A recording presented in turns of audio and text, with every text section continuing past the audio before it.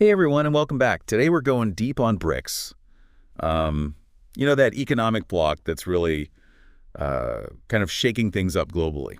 Definitely making some waves. Yeah, and we found this great article titled BRICS, the economic bloc that is redefining the global economy.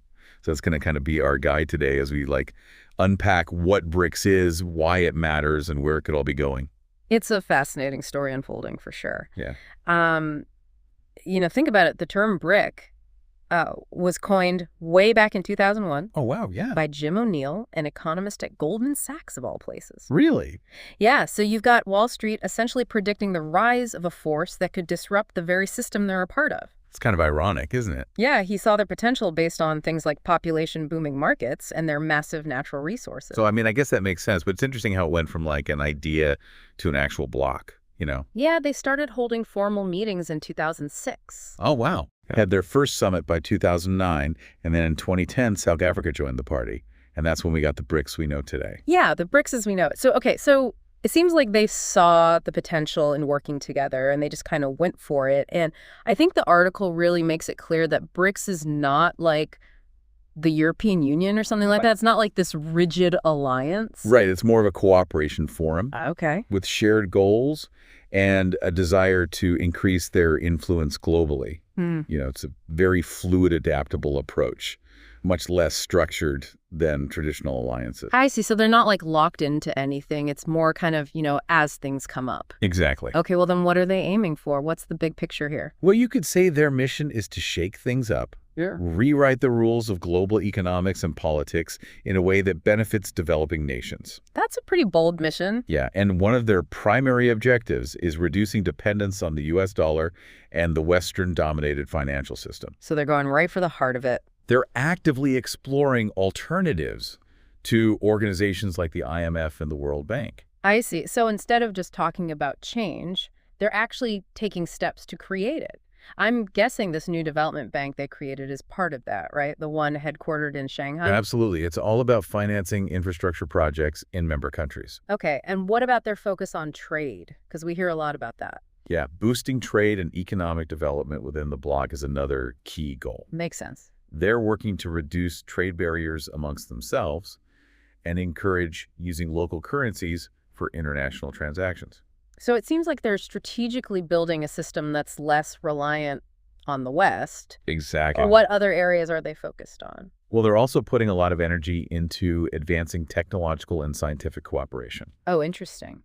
Think joint projects in renewable energy, artificial intelligence, knowledge sharing between universities, and research collaborations. Okay, so they're not just focused on the money. They're looking at the bigger picture. For instance, the BRICS Astronomy Working Group is collaborating on building the world's largest radio telescope, the square-kilometer array across South Africa and Australia.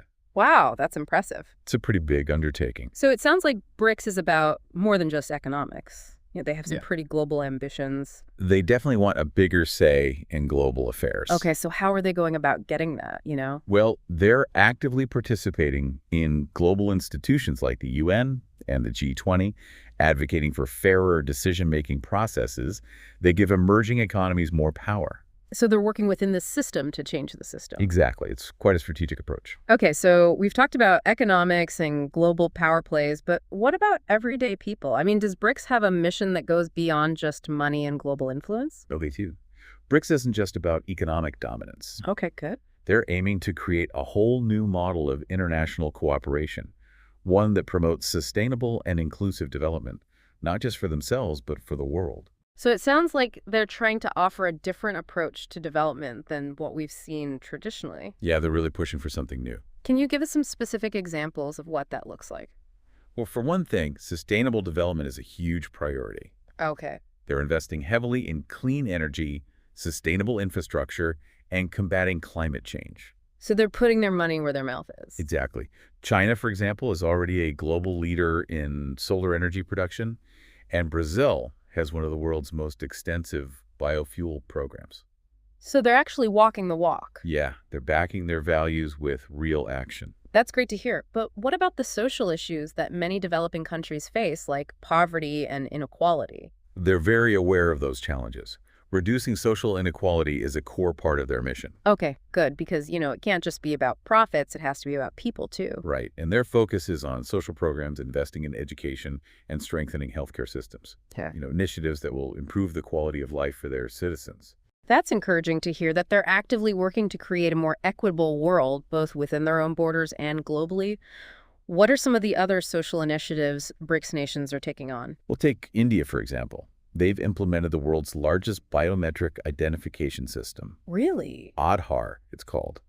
And it reaches over 1.3 billion people. Wow, that's incredible. This system helps streamline welfare programs and financial inclusion, especially for marginalized populations. So they're using technology to address social issues in a practical way. That's pretty remarkable. Yeah, it's a pretty innovative approach. What about their approach to global governance?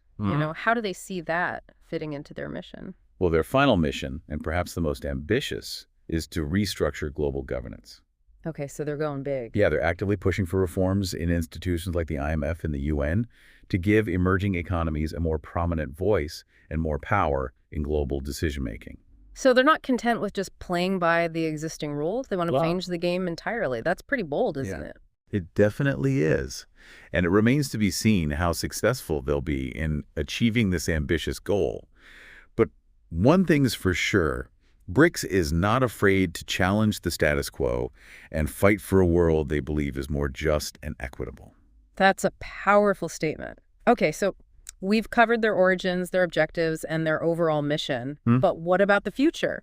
What can we expect from BRICS in the years to come? Well, that's where things get really interesting. The article lays out some fascinating predictions for BRICS' future, and some of them are quite surprising. Oh, wow. I can't wait to hear more about that. Yeah, we're going to get into all of that. But we'll have to save it for part 2. Exactly. So stay tuned. All right, so we've established that BRICS is aiming high, really trying to make a difference. But the article doesn't shy away from the potential challenges they face. It's not all smooth sailing, right? No, of course not. I mean, every ambitious endeavor is going to face obstacles, and what's the criticisms that's often leveled at BRICS is that despite their emphasis on cooperation and inclusivity, it's still largely driven by the interests of its two most powerful members, China and Russia. Yeah, I mean, given their economic clout, it makes sense that they might have a bit more sway within the bloc. But how does that play out in practice? How does it impact the other members? Well, some critics argue that China in particular uses BRICS to further its own geopolitical goals, especially its Belt and Road Initiative. Ah, yeah, the Belt and Road Initiative. We hear so much about that. Which aims to establish a massive network of trade routes and infrastructure projects connecting China to the rest of the world. Yeah. Potentially solidifying its economic and political dominance. Right. So there's a concern that BRICS could become a platform for China to exert its influence globally. Yeah, that's one perspective, and then others worry about Russia's influence within the bloc, especially after its actions in Ukraine. Yeah, that's definitely a valid concern. There are concerns that BRICS could become a space for challenging the Western-led international order, potentially leading to more instability and conflict. So it seems like BRICS's rise could be a double-edged sword, offering opportunities for development and cooperation on one hand, but also carrying the risk of escalating geopolitical tensions on the other. It's like a delicate balance. It's a complex situation for sure, and I think the key is acknowledging those concerns and having open discussions about them. Examining BRICS from multiple angles and weighing the potential benefits against the risks is crucial. Absolutely. We can't just focus on the positives. We have to look at the whole picture. What other challenges do you think BRICS needs to address moving forward? Well, internal diversity is a significant challenge. The member countries have vastly different political systems, economic structures, and social values. Right. They're not exactly a homogenous group. And while that diversity can be a strength, allowing for a broader range of perspectives and approaches, it can also make it difficult to reach a consensus and implement coordinated action. Yeah, I imagine trying to get everyone on the same page for things like trade agreements or climate change initiatives could be pretty tricky. Exactly. Think about the potential BRICS currency we discussed earlier. For that to work, they would need to agree on its structure, how it would be managed, how each nation's economic policies would align with it. It's a monumental undertaking. Yeah, no kidding. So internal divisions are one hurdle they have to overcome. What else is on their list of challenges? Another challenge is that despite their impressive economic growth, BRICS nations still grapple with internal problems like poverty, inequality, and corruption. So some might argue that they should focus on getting their own houses in order before trying to reshape the global order. What are your thoughts on that? Well, there's definitely merit to that argument. Critics often say that BRICS needs to demonstrate tangible progress in addressing these domestic issues to present a credible alternative to the existing global system. And to be fair, each nation is tackling these issues in their own way. For example, Brazil has implemented Bolsa Familia, a very successful conditional cash transfer program that has lifted millions of people out of poverty. That's a great example. It sounds like they're not ignoring these issues, but working on solutions within their individual contexts. But let's go back to this idea of BRICS representing a more equitable and just model of global governance. How do critics view that claim? Yeah. It's definitely a point of contention. Some argue that while BRICS may challenge Western dominance, it doesn't necessarily guarantee a more just or equitable world. They point out that some BRICS members, like China and Russia, have questionable human rights records, which raises concerns about their approach to global governance. Right. So the concern is that BRICS might simply replace one form of hegemony with another without truly addressing the core issues of justice and human rights. It's a complex issue, and it's something that needs careful consideration as BRICS evolves. And I think it's crucial to remember that BRICS isn't a monolithic bloc. Right. It's not like a hive mind. There are differing perspectives and at times competing interests within the group. That makes sense. It's not a homogeneous entity. So assuming they all share the same values and approaches would be a mistake. How do you think these internal dynamics will affect their future direction? Well, that's one of the most fascinating aspects of BRICS. It's such a dynamic and evolving situation. And while there are valid concerns and criticisms, it's also important to acknowledge the potential for positive change that BRICS represents. They're pushing for a more multipolar world. They're offering an alternative vision of global development. Yeah, it's like a whole new paradigm. And it's really shaking things up. So it sounds like the future of BRICS is still very much up in the air, with a lot depending on how they navigate these internal challenges and the external pressures they face. What are your thoughts on their prospects for success? I think they have the potential to significantly shift the balance of power. Creating a truly multipolar world is a massive undertaking, and whether it translates into a more equitable and just global order remains to be seen. I agree. It's such a captivating and complex issue, and one that will undoubtedly continue to shape global dynamics in the years to come. It's definitely something we need to keep our eyes on. Absolutely.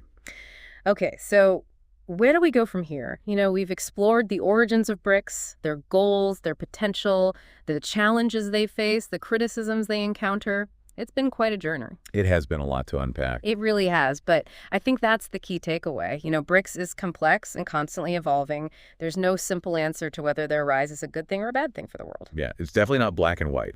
There's so many nuances, different perspectives, potential benefits and risks. Yeah. It's really up to each of us to engage with this complexity and form our own opinions. And I think that engagement starts with asking the right questions. What kind of world do we want to live in? What role do we want BRICS to play in shaping that world? And what impact could their actions have on our lives, both in the short term and the long term? Those are really important questions. And I think, honestly, everyone should be asking themselves those questions regardless of how they currently feel about BRICS. It's about staying informed, being critical, and actively engaging in the global conversation. It's not just about BRICS. It's about being an informed citizen in this crazy world. Exactly. This isn't just some academic discussion about economics and geopolitics. It's about our shared future as citizens of this increasingly interconnected world. And that's where I think deep dives like this one are so important. They give us a chance to understand the forces that are shaping our world and think critically about the choices we face, both as individuals and as a global community. Absolutely. It's about empowering ourselves with knowledge and understanding so we can participate in creating a future that we actually want, a future that aligns with our values. I love that perspective. So as we wrap up our exploration of BRICS, I want to leave our listeners with a final thought. Building on that question from the article, can BRICS truly challenge Western dominance? I think the more important question is, how will their rise reshape the world, for better or worse? And what role will each of us play in that transformation? This is a really powerful question, and it really challenges us to think deeply about our place in this evolving global landscape. Yeah, because it's not a spectator sport. Exactly. The future is being written right now, and the choices we make today will have a real impact. So let's all stay informed, stay engaged, and above all, stay hopeful about the possibility of creating a better future together. Couldn't have said it better myself. Thanks so much for joining me on this deep dive into the world of BRICS. Be sure to check out the show notes for links to learn more and explore the different perspectives we talked about. And until next time, keep exploring, keep questioning, and keep diving deep.